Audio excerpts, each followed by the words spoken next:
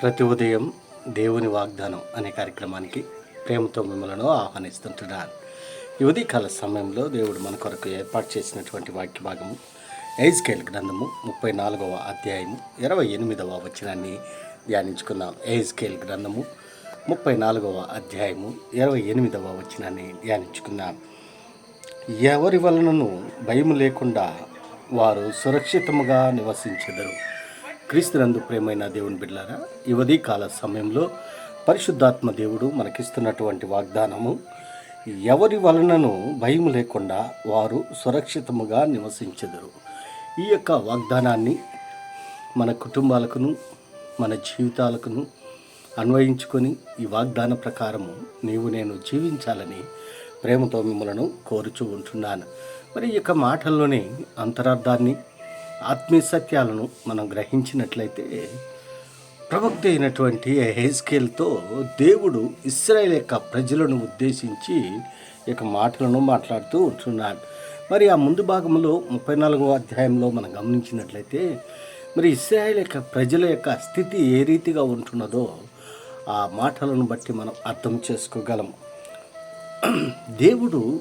దేవుని యొక్క వాక్కు ఎహెజ్కేలుకు ప్రత్యక్షమై ఇశ్రాయేలు యొక్క ప్రజలను ఉద్దేశించి ఈ యొక్క మాటలను మాట్లాడుతూ ఉంటున్నారు.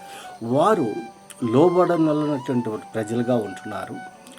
మరి దేవుని పైన తిరుగుబాటు చేసినటువంటి ప్రజలుగా వారు ఉంటున్నారు. మరి వారు దేవుని మరచి వారి ఇష్టానుసారంగా వారు జీవిస్తూ ఉంటున్నారు. కాపరి లేని గొర్రెల వలె వారు చెదిరిపోయి ఉంటున్నారు, దోవ తప్పి పోతూ ఉంటున్నారు. అందుకే ఇక్కడ అంటున్నారు, మనం గమనించినట్లయితే, నరపుత్రుడా, ఇశ్రాయేలు కాపరులను గురించి మాట ప్రవచింపు. ఆ కాపరులతో ఇట్లను, ప్రభువుకు యెహోవా సెలవిచ్చినదేమనగా, తమ కడుపు నిప్పుకొని ఇశ్రాయేలు కాపరులకు శ్రమ. కాపరులు గొర్రెలను మేపవాలని కదా. మరి ఇక్కడ మనం గమనించినట్లయితే ఇశ్రాయేలు యొక్క ప్రజలను గొర్రెలకు కాపరిగా పోలుస్తూ ఉంటున్నాడు. ఆ కాపరి ఆ గొర్రెలను మరి మేపాలి కదా, కానీ వారు కడుపు నింపుకుంటూ ఉంటున్నారు. వారు ఇష్టానుసారంగా వారు జీవిస్తూ ఉంటున్నారు, చెదిరిపోయినటువంటి ఆ గొర్రెలు. మరి ఇంకా మనం గమనించినట్లయితే 11, ప్రభువైన యెహోవా సెలవిచ్చేది ఏమనగా, ఇదిగో నేనే నా గొర్రెలను వెతికి వాటిని కనుగొందును. చెదిరిపోయినటువంటి ఇశ్రాయేలు, దారి తప్పినటువంటి ఇశ్రాయేల్, మరి వారికి నేనే కాపరిగా ఉంటానని ఇక్కడ దేవుడు సెలవిస్తూ ఉంటున్నాడు. ఆ పైభాగంలో 28వ వచనంలో మనం కావాలి, ఇక వారు అన్ని జనులకు దోపుడు సొమ్ముగా ఉండరు, దుష్ట మృగములు వారిని భక్షింపవు, ఎవరి వలన భయం లేకుండా వారు సురక్షితంగా నివసించదు. నేను కాపరిగా ఉన్నప్పుడు వారికి ఆకలి ఉండదు, దప్పిక ఉండదు, మరి ఎవరి శత్రు యొక్క భయము ఉండదు. మరి ఇక్కడ మనం గమనించినట్లయితే కాపరి గొర్రెలకు ఉన్నటువంటి సంబంధాన్ని తెలియపరుస్తూ ఉంటున్నాడు. కాపరి తన గొర్రెల కొరకు ప్రాణం పెడతాడని దేవుడి యొక్క వాక్యంలో మనం చూస్తుంటున్నాం.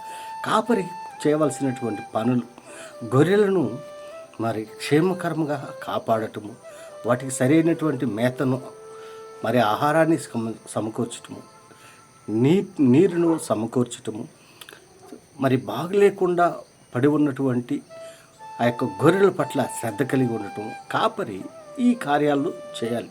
కానీ ఇక్కడ మరి ఇశ్రాయేలు యొక్క ప్రజలు గొర్రెల వలె ఉంటున్నారు.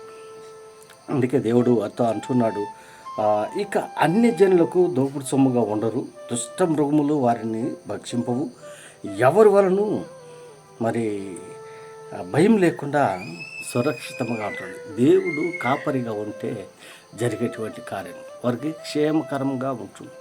ఆ యొక్క గొర్రెలు అనగా ఇశ్రాయేలుకి నేను కాపరిగా ఉంటాను అని దేవుడు ఇక్కడ సెలవిస్తుంటున్నాడు.